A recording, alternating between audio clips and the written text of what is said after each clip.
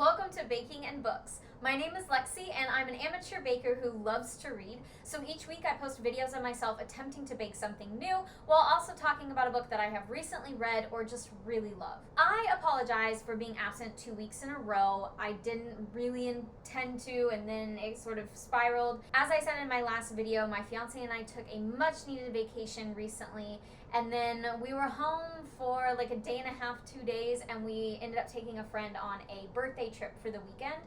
And the week is just way too busy for me. In case you don't know, I always bake on the weekends. It's just the easiest time for me to do that. And so with being gone one weekend and then being gone the next weekend, it just sort of spiraled where I was gone 2 weeks. So I apologize for that. You guys know I'm mostly here for you on Wednesdays and I upload, but it was just sort of insane.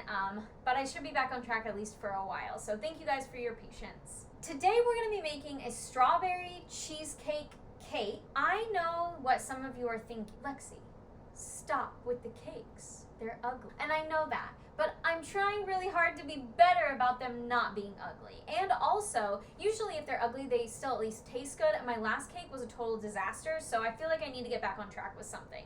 So we're going to try again. And we're going to be talking about Miss Peregrine's Home for Peculiar Children. This is one of my favorite book series. I actually haven't finished it yet. I got the 5th and maybe final book. I'm actually not sure. I should have probably looked that up, but I didn't. I got that 5th book recently, and I realized that I hadn't done any of these on my channel yet. So I'm rereading all of them to build up to that 5th book, which I may or may not be the final one. We're not sure. I'm really excited to get into these with you guys because I think they're a super unique series, and it has a lot of cool stuff about it. So I'm looking forward to talking about it with you guys. I think that's everything we need to cover, so let's get started. I'm a little bit concerned about this recipe. It has almost 30 different steps in the instructions, and I'm worried that some of them are gonna be like weirdly out of order, and I don't know. So we're gonna take it slow and see what happens. But look what I finally bought. Pam. So my goal is that I can start spraying things down and things won't stick, which I think will help a lot with the cake, so fingers crossed. Okay, I'm supposed to fill one of these pans with aluminum oil. I think right now I'm making the cheesecake part. So I think you're supposed to be able to lift it out. Well, I don't have aluminum foil, so it's gonna be parchment paper, and hopefully that's okay. It's not gonna be parchment paper. Okay, here's what we're gonna do. We're gonna spray with Pam and just wing it because that's life. All right, let's start with a synopsis. So Miss Peregrine's Home for Peculiar Children centers around Jacob as our main character. He is just about 16, and he lives in Florida. He's got kind of one of those unique families where everybody kind of likes each other, but nobody really likes each other at the same time. At least that's how I feel about it. But he's very close to his grandfather. And his grandfather has always told him stories about mysterious children and this island where his grandfather sort of spent like a decent portion of his life before coming to America. And as Jacob gets older, he kind of feels like these stories are fake. But then one night, he finds out that his grandfather has been attacked by something and is able to locate his grandfather like right before he dies. And his grandfather tells him he's got to find this island and this woman, Miss Peregrine, who is going to explain things to him about his grandfather's life. Now, Jacob also believes that when his grandfather was killed, he saw something monster-like. Well, nobody really believes him. Like, I mean, his family doesn't really believe him because, you know, they're all very supportive. And they all think it's just trauma from his grandfather dying. So they do not believe him and force him to see a therapist. But thankfully, his therapist seems to be more sympathetic. And I'm not really sure, I don't remember.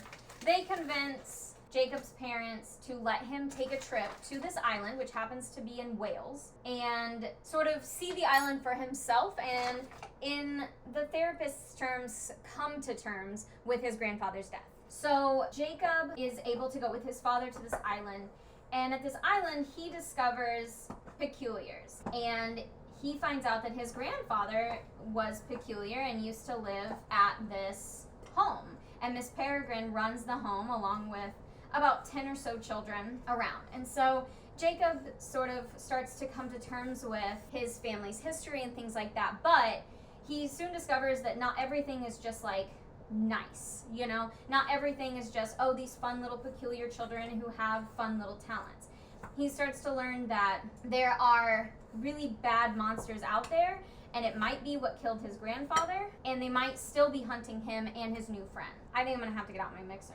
I just hate getting out my mixer because I don't have a nice one, so it's really loud and I can't talk and do all this at the same time, so just forgive me. But I can just tell that like all this cream cheese, flour, and sugar that I just put in here, it's gonna take me forever to do this by hand. But in any case, that's pretty much the synopsis of the story. So Jacob meets all these new people and is sort of discovering his own history as well as how he might be able to help save these people from these monster-like things. So I've got my blender out now. I am going to continue baking, but if you don't want things spoiled for you, then go ahead and skip forward until it says no more spoilers, because from here on in, I'm going to talk deeper into the book and my opinions and different things that happened. So if you've already read the book, you saw the movie, or you just really don't care, then you can stay with me and watch my baking and cross your fingers that everything turns out okay. If you don't want things spoiled for you, skip ahead and you can still see how my baking turned out without having things ruined for you. So go ahead and do that if you want to. If not, stay with me. We're going to get back to it. So the first thing I really noticed is that Jacob's parents are honestly awful people. And maybe that's the point, to make things a little bit easier, like further down the road with them. But I just feel so bad for Jacob because I just feel like his family just does not care. Like, yeah, he's a little different. Like, his grandpa's a little eccentric. And obviously they have a huge issue with his dad because his dad's like, I guess, lazy and useless to them. But I just feel so bad for Jacob. Like, I just feel like it must be awful to have parents who just honestly don't seem to really care that much. Like, even though his dad, I feel like his dad does redeem himself and his dad does care, but at the same time, his dad definitely lets his own anger at his father and everything else get in the way of helping his son. All right, this one's a bit messy. I'm trying to use the blender because I felt like it would be easier, but now I think I may have to go back to, what? Now I may have to go back to hand blending. Yeah, I guess we're done with the blender. Because this is just making like a huge mess, this blender. So we're gonna do this instead for a little while.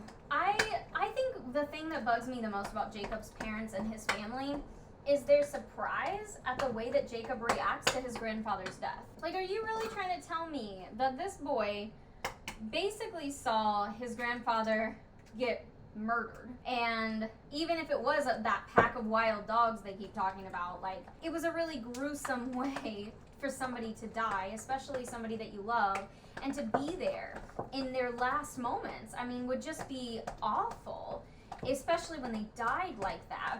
And then you're surprised that he feels traumatized by that and feels like he doesn't have the answers or feels like confused by everything. To me, I would not be surprised at all if a teenager, who is, by the way, still a child, reacted that way after being a part of such a gruesome and horrible thing. Just don't really see how it's that big of a surprise. I also always love how you always read all these stories of people trying to rationalize the craziest thing. Like Jacob, as he gets older with his grandfather's photos, you know, and being like, oh, well, they probably did it like this. And it's probably that way because of this. And I'm sure they did this to make it, you know, come off as peculiar or spectacular. Instead of like, I think that's just all of us as human beings, instead of accepting what's right in front of us. And that's not me judging, because quite honestly, I would probably do the same thing. I mean, you know, like, we all think it's fun to believe in supernatural things or strange things can happen, but when they actually start to happen around you, I think your natural reaction would be to kind of put it off and be like, oh yeah, no, that's not happening. Okay, apparently my cheesecake batter is done. I'm going to taste it. Tastes good. So now I can pour it into my pan here. Hopefully there's enough room for it all. Sometimes I'm surprised that baking is a one-person job. I feel like I could definitely use another hand in this situation. Okay, we're supposed to put this one inside this one, which I feel like is not a great solution, but it's what we have, so it's what we're going with. And filling it with warm water.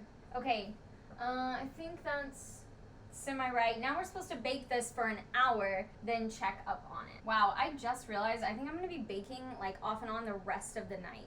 This has to be in there an hour. Then you gotta leave it, turn the oven off, leave it in another 30 minutes, then crack the oven door, leave it in another 30 minutes, and then, almost dropped my phone, and then put it in the fridge or the freezer. Put it in, oh, just remove from the oven and chill until firm, so I guess the fridge. For 5 to 6 hours. I did not think this through, but I guess we'll get there when we get there.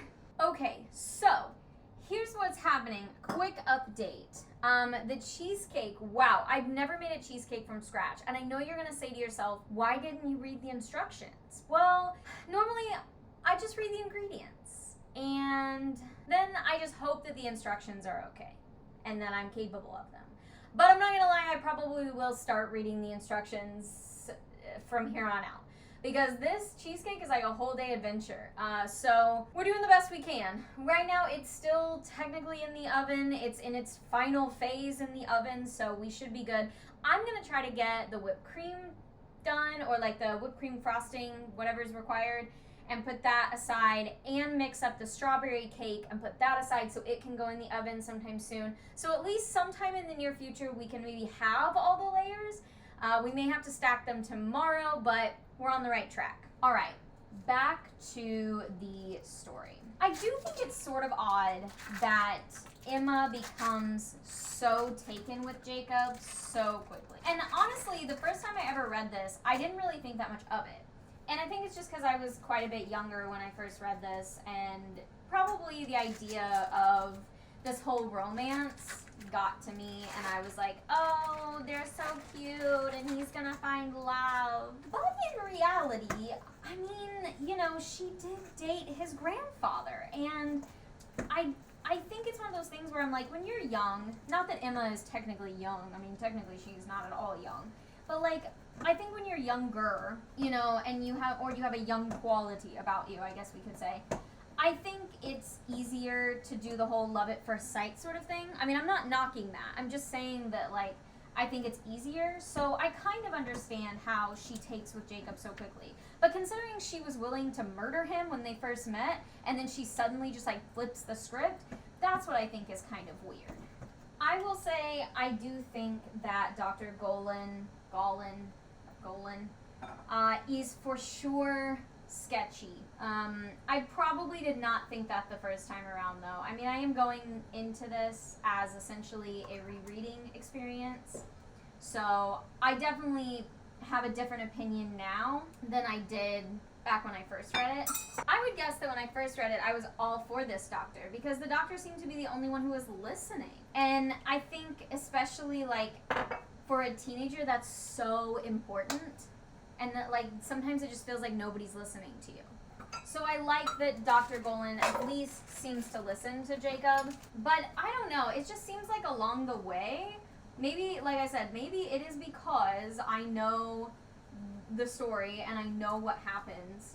But I just think they become kind of suspicious. Like one of those where you're kind of like, I want to believe you and I want to believe that you have good intentions, but I'm having a hard time doing it. This is taking all of my vanilla, and I'm not happy about it. I don't know that I used a big enough bowl for this, so we've got to stir gently to begin. I think we definitely have to take a moment to talk about how disgusting the whites are. Whites?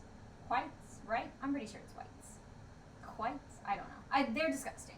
I mean, the fact that they, like, eat eyeballs and all those other kind of things, just nasty. Which I guess, I mean, that's the whole point. They are the villains of the story, so, you know, that isn't to be expected. I mean, the Hologast are disgusting, too. Don't get me wrong. The Hologast are also disgusting. But they're monsters. You know, you can kind of see how, like, they're gross. You know, like, that makes perfect sense. But I feel like with the whites, because they're regular people, it's... Sorry, I'm having a hard time focusing because I feel like I wrote this down wrong, and it's supposed to be the rights.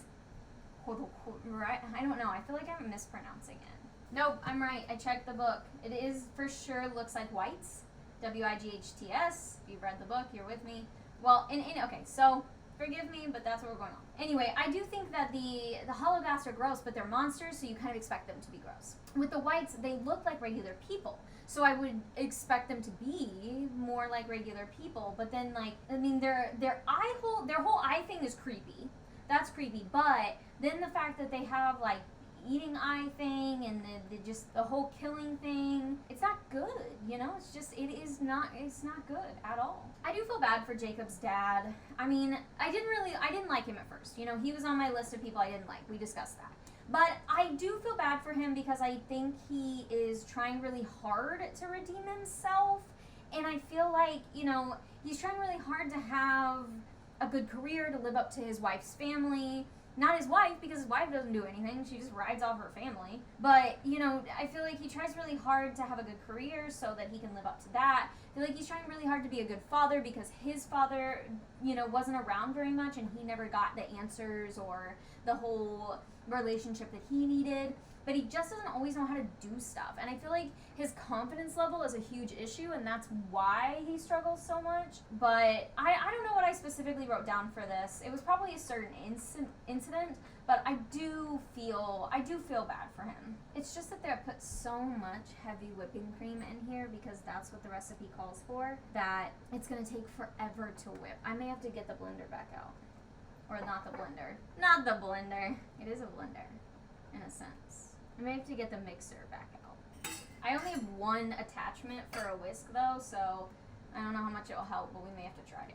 One of the things that I struggle with in this book, and maybe the only thing that I really struggle with, is the fact that I feel like it's easy to lose track of time. Like, I don't really know how long we've been on the island. And maybe I'm just not paying enough attention, but I think there just becomes a time when it's like, okay, these are very clearly the first couple of days. And then it becomes like, once he finds them all and like starts to connect with Miss Peregrine and her kids, I feel like that's when it starts to get really muddy and really difficult to kind of figure out what's going on. That's my only complaint. I've made a mess. Okay, well, this bowl is not large enough for what I'm trying to do. But anyway, this is a messy icing. But that's the only thing that really annoys me about the book, is that I feel like I need a better time management option. All right, I think our icing is done. Hopefully, I mean, it tastes pretty good. So I'm gonna try to clean up my mess here a little bit because I'm going to wrap this up and put this in the fridge. Okay, but real quick, our cheesecake is out of the oven, and I'm gonna try to show you real quick before I put it in the fridge. I'm not entirely sure how cheesecake is supposed to look, but it seems okay. This is the best I can do without potentially spilling it. It seems okay. It doesn't seem like it's like super attached to the sides, like it might come out easily, which is good. So it's gonna go in the fridge for a while, and then we'll figure out everything else. All right, now we're gonna make the boxed cake, which should be the easiest part of the day. But nothing has been easy today, so we shall see. Hopefully we have enough vegetable. Where's my 1/3? Why is there no 1/3? Oh, it's right there in front of my face. We have just enough. The first good news of the day. I do think it's interesting that peculiars don't win these fights more often. Like when you're talking them versus the rights or the holocasts. And I just say that because like they are peculiar. Like they have all of these different skill sets. So I find it odd that you don't, like they aren't able to beat them a little bit more often.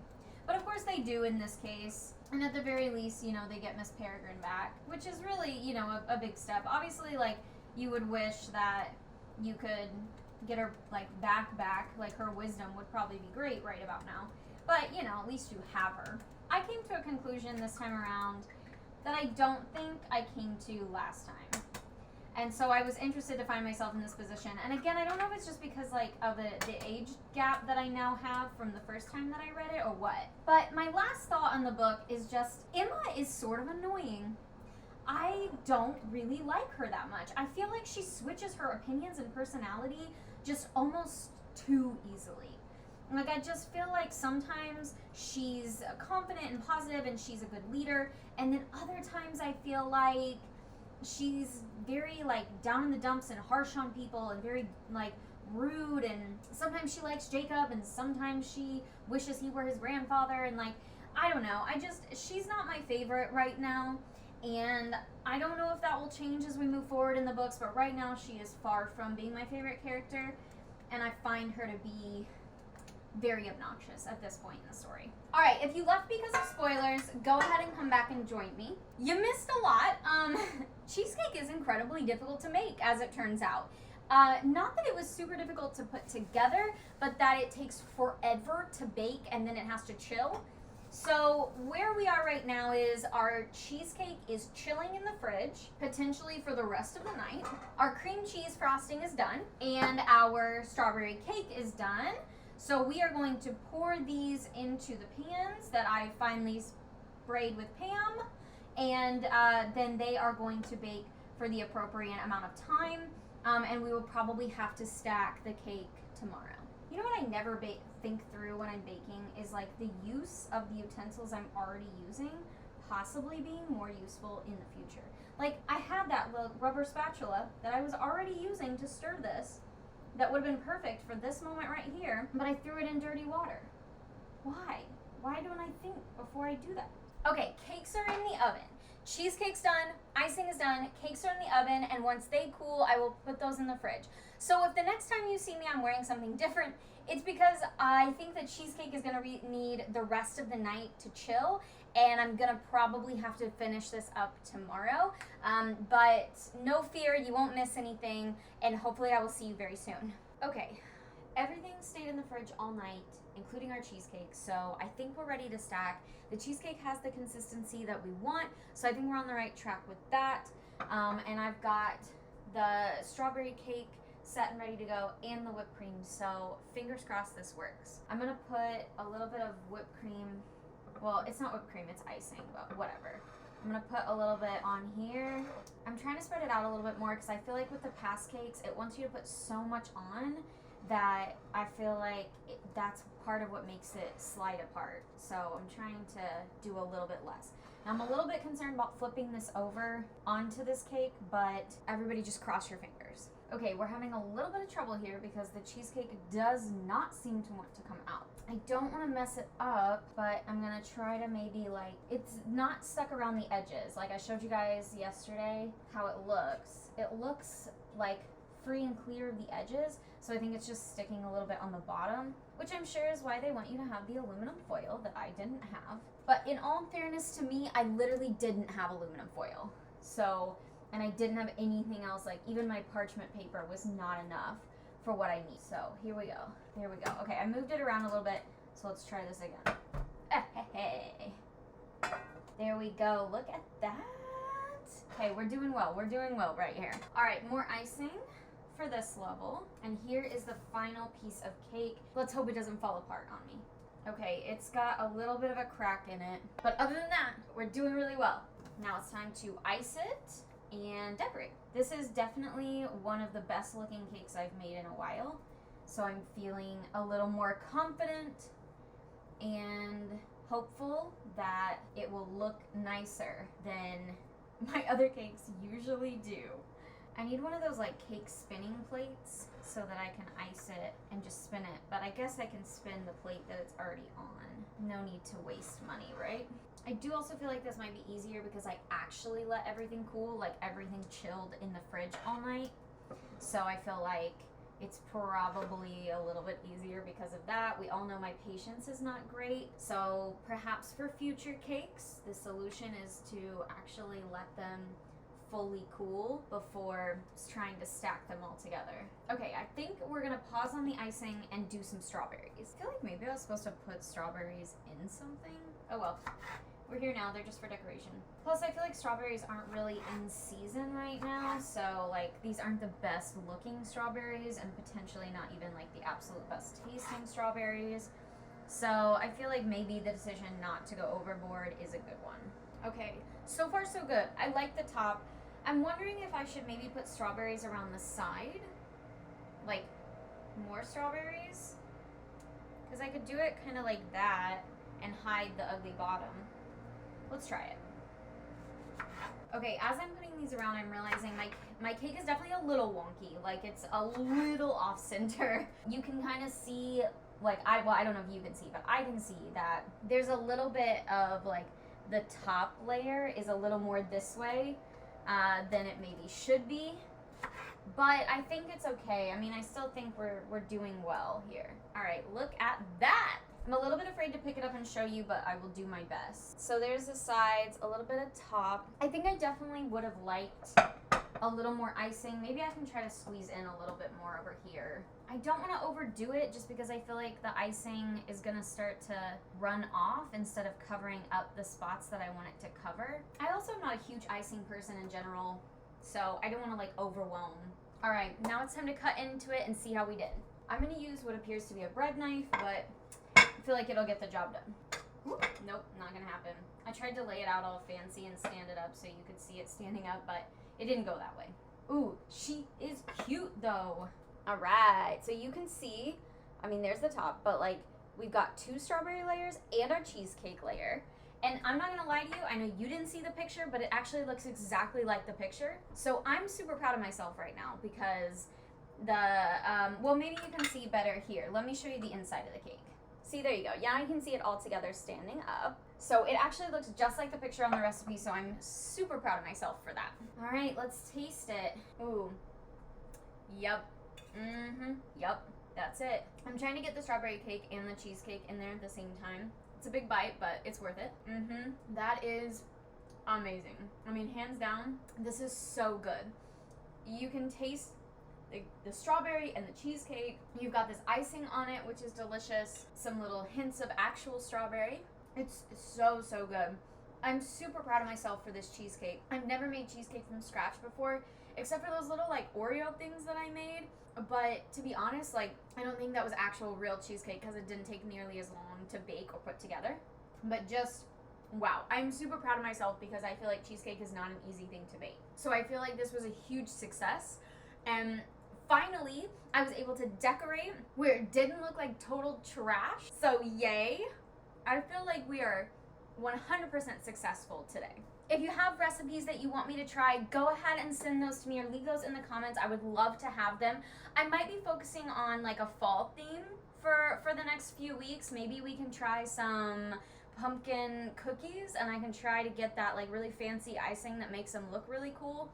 I don't know, that's just like an ambition. We'll see if that actually happens. But I'm open to any recipes because I am always looking for new things to bake. I highly recommend this book. Know going into it that if you enjoy this book, you're getting yourself into at least a 5-book series.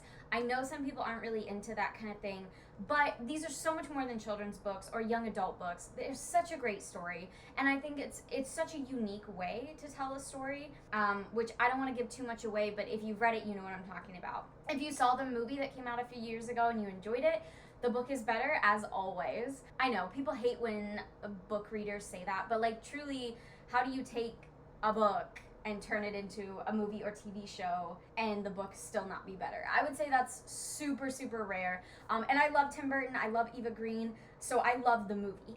But if you liked the movie, read the book. It is so good.